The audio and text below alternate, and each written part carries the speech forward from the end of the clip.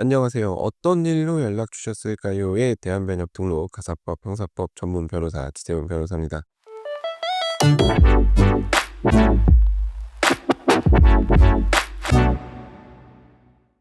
오늘은 법률 상담을 하다 보면 정말 자주 듣는 질문에 대해서 한번 얘기해 보려고 합니다. "변호사님, 이길 확률이 몇 퍼센트인가요?" "승소 확률이 70%만 넘는다고 하면 당장 바로 사건 맡기겠습니다." 이렇게 얘기하시는 분들이 실제로 생각보다 많습니다. 소송을 고민하시는 분들이라면 뭐 한 번쯤은 떠올려 보셨을 질문이기도 할 것 같아요. 소송을 진행하는데 뭐 돈이 한두 푼 드는 것도 아니고, 시간도 오래 걸리고, 그 다 떠나서 감정적인 그런 소모까지 생각을 하면 확실한 답을 듣고 싶어 하시는 마음은 충분히 이해가 됩니다. 괜히 긁어부스럼 만드는 게 아닐까 생각을 하시는 경우도 있고요. 그런데 말이죠. 솔직히 말해서 승소 확률이라는 게, 변호사가 예측하는 승소 확률이라는 게 정말 의미가 있을까요? 이길 확률이 70% 입니다. 80%? 아니 뭐 아니면 90% 입니다라고 변호사가 말했다고 가정을 해 볼게요. 이제 그 말을 듣고 여러분은 '이 정도면 해볼 만하다.'라고 판단하고 소송을 진행하십니다. 근데 결과는 패소. 그럼 어떻게 될까요? 이런 말을 하실 수 있죠. '어 이길 확률이 70, 80, 90% 라면서요. 왜 졌나요?' "나머지 10% 질 확률이 있다고 말씀드리지 않았나요?"라고 변호사 입장에서는 얘기할 수 있죠. 그러니까 소송에서 승소 확률이 뭐 70%든 뭐 이런 게 큰 의미가 없다는 거예요. 제가 드리고자 하는 말씀은 오늘의 주제는 바로 이 부분에 대한 것입니다. 실제 뭐 판결이 내려지는 그 순간까지 뭐 승소 확률은 왔다 갔다 할 거예요. 뭐 이미 사실관계는 정해져 있다고 하더라도 사실관계가 너무나 명확해서 다툼의 여지가 없는 사건이 아닌 이상은 승소 확률은 왔다 갔다 할 수 있습니다. 소송 과정에서 변수가 너무나도 많기 때문이에요. 그래서 초기 상담 단계에서 특히나 확률을 논하는 것 자체는 무의미하달까요? 예. 아예 의미가 없다고 하기는 그렇지만 바뀔 여지가 너무나도 많습니다. 그래서 오늘은 변호사가 승소 확률을 말해 주기 어려운 이유, 물론 이제 깔끔하게 숫자로 딱 "승소 확률이 몇 프로다."라고 보여드리는 저도 깔끔하고 듣는 분도 깔끔하고 좋지만, 저 같은 경우는 정말 승소 확률에 대해서 의뢰인분이 "그래도 몇 프로예요?"라고 여쭤보시면 그래도 그 경우에는 제가 말씀을 드리는데, 뭐 그렇다고 해도 제가 예를 들어서 60% 70% 얘기를 했다고 해도 그 60% 70% 라고 하는 얘기에는 들 가능성도 있다는 걸 포함을 해서 말씀을 드리는 거거든요. 예. 그래서 그런 확률적인 부분이 아니라 더 중요한 기준이 무엇인지, 그리고 그러면은 뭐 승소 확률이 아니라 정말 변호사에게 돈을 들여서 소송을 맡길 때 의뢰인분께서 가장 먼저 고민하셔야 될 점에 대해서 좀 오늘 한번 얘기를 해 보려고 합니다. 소송 시작하기도 전에 승패가 정해져 있는 사건이 있어요. 분명히 승패가 정해져 있는 사건이 있습니다. 뭐 예를 들면은 확정된 형사 판결이 있고, 그 형사 판결을 바탕으로 손해배상을 청구하는 경우, 뭐 이런 경우가 있겠죠. 기본적으로 이 경우는 뭐 소멸시효 문제만 없으면 승소를 할 수 있다고 봐야 됩니다. 이제 다만 이 경우에는 또 뭐 승패를 떠나서 액수가 문제겠죠. 그러니까 딱 승소할 수 있는 금액을 정확히 설정해서 청구를 해서 그 금액만큼 받아낸다. 이런 거는 쪼끔 어려울 수 있어요.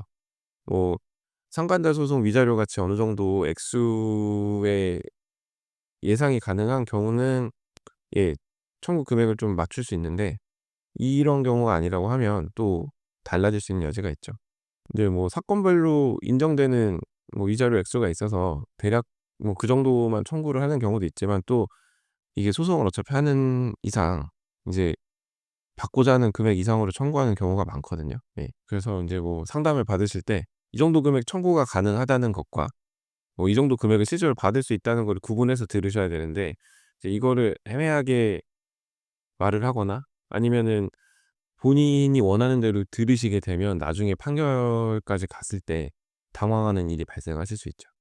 네, 현실적으로 이제 대부분의 사건들은 승패를 쉽게 단정짓기 어려운 애매한 사건들이 많습니다. 그러니까 어차피 당사자 간에 서로 시비를 가릴 수 없으니까 소송까지 가시는 경우가 많은 거죠.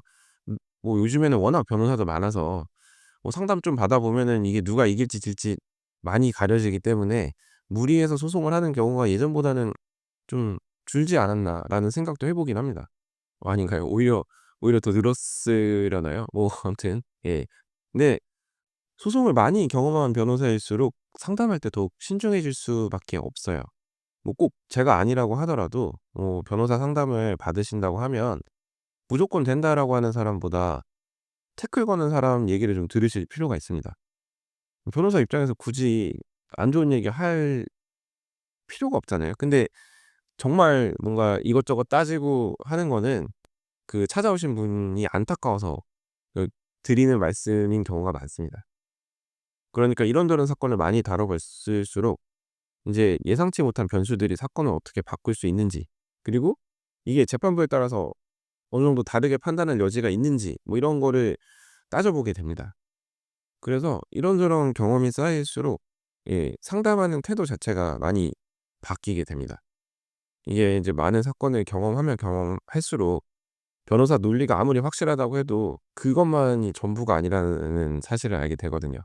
예상치 못한 증거도 튀어나오고 갑자기 증인이 나와서 다른 얘기할 때도 있고, 상대방이 또 대응을 제대로 하는 경우도 있고, 이렇게 찔렀는데 상대방이 대응을 좀 이상하게 해 가지고 우리한테 유리한 흐름으로 넘어오는 경우도 있고.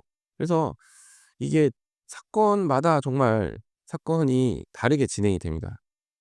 흔한 대여금 사건이라고 하더라도 대응하는 방식이 다 제각각이고 의외로 쉽게 풀리는 경우도 있고, 쉽게 풀릴 것 같은 사건이 어렵게 가는 경우도 있고 그렇죠.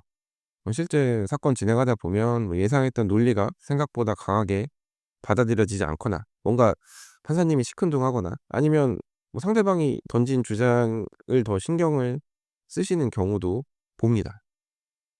같은 비슷한 사건이라고 하더라도 어느 재판부 만나느냐에 따라서 조금 다른 경우가 나오는 경우도 많습니다. 그래서 이런 경험이 쌓이면 얘기하기가 점점 더 조심스러워지죠. 그렇기 때문에 인제 경험이 많은 변호사일수록 승소 확률을 말하는 걸 꺼려하지 않을까라고 저는 생각을 합니다. 일단 저는 꺼려하고요. 그러니까 사건을 아무리 분석하고 예측해도 나중에 어떤 일이 벌어질지 끝까지 알 수가 없거든요. 그래서 오히려 인제 승소 확률 그 숫자를 얘기해 주는 것보다 현실적인 조언을 지금 찾아오신 의뢰인분에게 드리는 게 저는 중요하다고 생각을 합니다. 소송에서 인제 가장 중요한 건 내가 이길 확률이 몇 퍼센트인가 이게 아니라, 그냥 내가 진다고 가정을 했을 때 이 소송에서 내가 감당해야 될 리스크는 어느 정도가 되는가. 그러니까 의뢰인이 감정적으로만 접근하지 말고 현실적으로 판단을 할 수 있도록 도와드리는 게 변호사의 역할이기 때문입니다.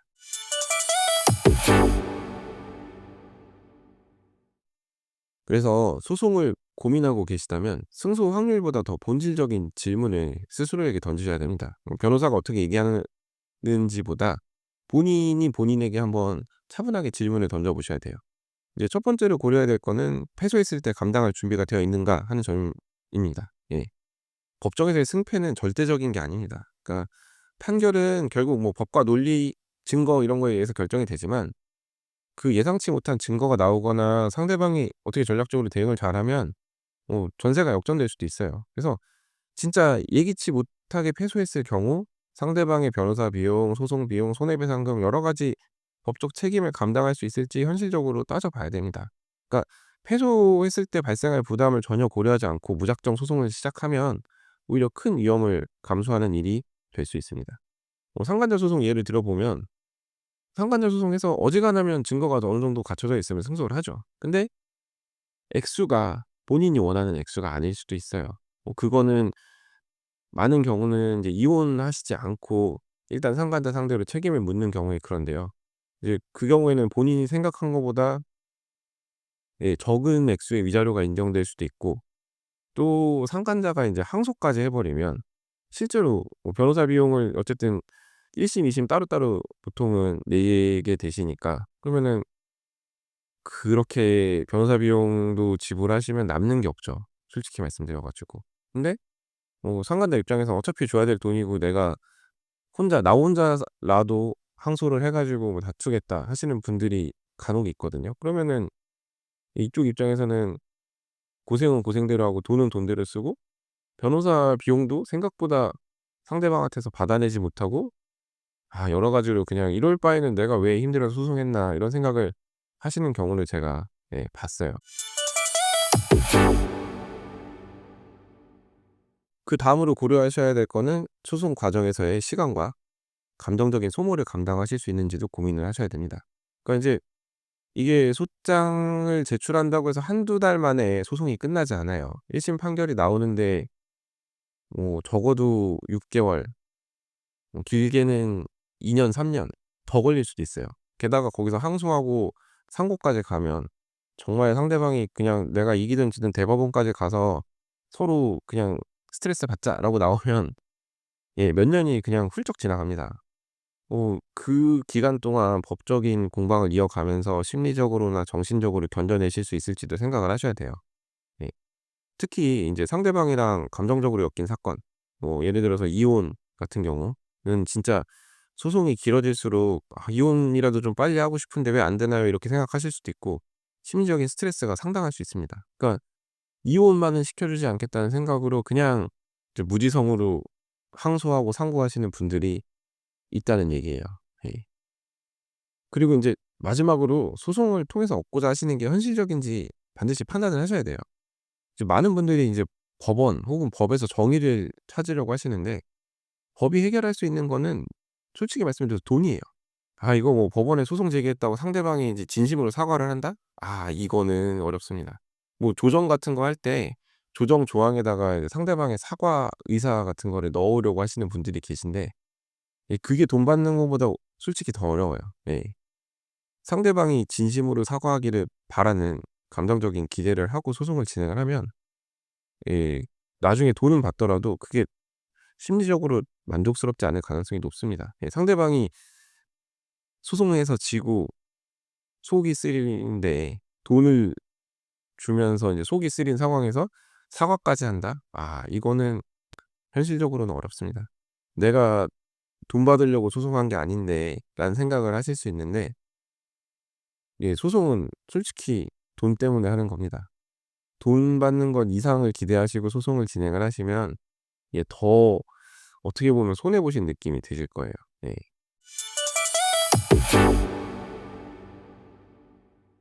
네. 이렇게 제가 이제 승소 확률보다 더 고려를 하셔야 되는 점에 대해서 오늘 말씀을 드렸는데요. 그러니까 저는 의뢰인분들한테 승소 확률 대신에 현실적인 조언을 드리는 변호사가 되려고 하고 그 기준을 지키기 위해서 오늘도 노력을 하고 있습니다. 그 숫자가 중요한 게 아니라는 사실을 너무나도 잘 알고 있기 때문이에요.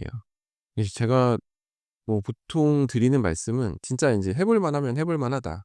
아니면 인제 이게 소송 말고는 해결이 불가능한 상황에서 결국 남은 건 소송밖에 없으니까 이제 좀 다퉈 보셔야 된다 정도인 것 같아요. 근데 인제 뭐 졌을 때의 감당은 본인이 하셔야 된다. 이제 졌을 때는 뭐 상대방 소송 비용까지 부담을 하셔야 되고 뭐 이런저런 거.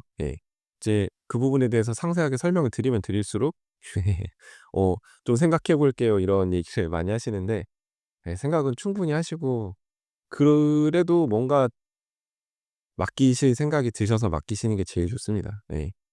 그래서 길게 얘기했지만 뭐 정리하자면 소송을 하실 때는 질 생각도 하고 소송을 진행하셔라. 그리고 무조건 "된다, 된다, 된다." 하는 변호사 혹은 뭐 상담해 주시는 분들이 있다면 쪼끔은 한번 생각을 해 보셔라. 뭔가 찜찜하시면 저한테도 한번 상담을 받아 보셔라. 뭐 이런 얘기를 제가 오늘 한번 해 봤습니다. 자, 오늘 제가 준비한 얘기는 여기까지이고요. 오늘도 끝까지 들어 주셔서 감사합니다. 자, 다음 에피소드에서는 더 흥미롭고 유익하고 현실적인 그런 법률 이야기로 찾아뵙도록 하겠습니다. 이상 대한변협 등록 가사법 형사법 전문 변호사 지태훈 변호사였습니다. 감사합니다.